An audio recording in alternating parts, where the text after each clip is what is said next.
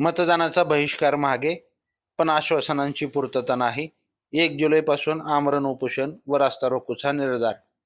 देशाला स्वातंत्र्य मिळून जवळपास 8 दशके उलटली. विकासाच्या गप्पा गावोगावी पोचल्या. रस्ते, पूल, दळणवळणाच्या सुविधा दुर्गम भागातही पोचल्याचा दावा केला जात असताना बुलढाणा जिल्ह्यातील लोणार तालुक्यातील आदिवासी बहुल मडी गाव आजही मूलभूत रस्त्याच्या सुविधेपासून वंचित आहे.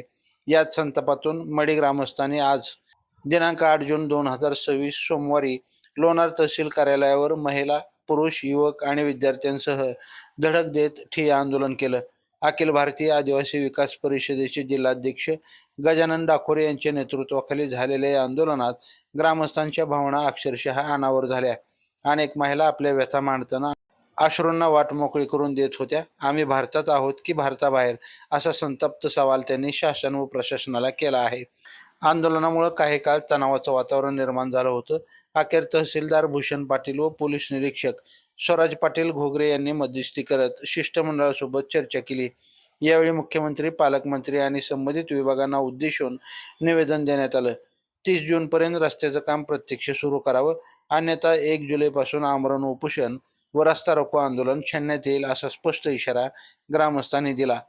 विशेष म्हणजे ही पहिलीच वेळ नाही की मडी ग्रामस्थांनी आपल्या हक्कासाठी आंदोलनाचा मार्ग स्वीकारला आहे. यापूर्वीही गावात रस्ता नसल्याच्या निषेधार्थ निवडणुकांवर बहिष्कार टाकण्याचा इशारा देत प्रशासनाला निवेदन देण्यात आलं होतं. त्यावेळी तत्कालीन तहसीलदार आणि लोकप्रतिनिधींनी रस्त्याचा प्रश्न लवकरच मार्गी लावण्याचं तोंडी आश्वासन दिल्यानंतर ग्रामस्थांनी लोकशाही प्रक्रियेचा सन्मान राखत मतदान बहिष्कार आंदोलन मागं घेतलं होतं. मात्र वर्षानुवर्षे उलटूनही रस्त्याचं काम सुरू झालं नाही. त्यामुळे शासनाच्या आश्वासनांवरील विश्वास डळमळीत झाल्याची भावना ग्रामस्थांनी व्यक्त केली. मडी हे आदिवासी बहुल गाव असून गावात केवळ 4थीपर्यंत शिक्षणाची सुविधा उपलब्ध आहे. पुढील शिक्षणासाठी विद्यार्थ्यांना बाहेर गावी जावे लागते. मात्र रस्ता नसल्यानं अनेक किलोमीटरचा पायी प्रवास करावा लागतो. विशेषतः मुलींच्या शिक्षण आणि सुरक्षेचा गंभीर प्रश्न निर्माण झाला आहे. आम्ही रोजंदारीवर काम करून कुटुंब चालवायचे की मुलींना शाळेत सोडायला आणि आणायला जायचे. रस्ता नसल्यामुळे आमच्या मुलींना जीव मुठीत धरून शिक्षण घ्यावं लागतं.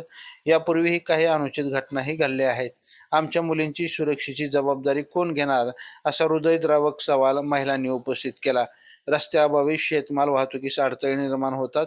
आजारी व्यक्तींना वेळेत उपचार मिळत नाहीत. गर्भवती महिलांना, वृद्धांना व विद्यार्थ्यांना रोजच हाल-अपेष्टा सहन कराव्या लागतात. पावसाळ्यात परिस्थिती आणखी बिकट होत असल्याचं ग्रामस्थांनी सांगितलं. जर शासनाला रस्ता करायचाच नसेल तर आम्हाला बुलढाणा जिल्ह्यातून वगळून वाशिम जिल्ह्यात समाविष्ट करा, अशी संतप्त मागणीही आंदोलकांनी केली. मडीच्या नागरिकांचा प्रश्न केवळ एका रस्त्याचा नाही, तर संविधानाने दिलेल्या समान विकासाच्या अधिकाराचा आहे. स्वातंत्र्यानंतरही मूलभूत सुविधापासून वंचित असलेल्या या आदिवासी गावाच्या वेदना आता शासनापर्यंत पोहोचणं गरजेचं आहे. प्रशासनाने आश्वासन दिले असले तरी यावेळी ग्रामस्थांना शब्द नव्हे तर प्रत्यक्ष रस्त्याचे काम सुरू झाल्याचं पाहायचं आहे. त्यामुळे आता शासन आणि संबंधित विभाग मडीच्या या दीर्घकालीन प्रश्नांची कितपत गांभीर्याने दखल घेतात, याकडे संपूर्ण जिल्ह्याचं लक्ष लागून राहिलं आहे. लाईव्ह महाराष्ट्र झोन न्यूजसाठी लोणार तालुका प्रतिनिधी शिलवंत इंगळे. ताज्या अपडेट्ससाठी लाईव्ह महाराष्ट्र झोन न्यूजच्या यूट्यूब चॅनलला सबस्क्राईब करा, तसेच बेल आयकॉनवरती क्लिक करा.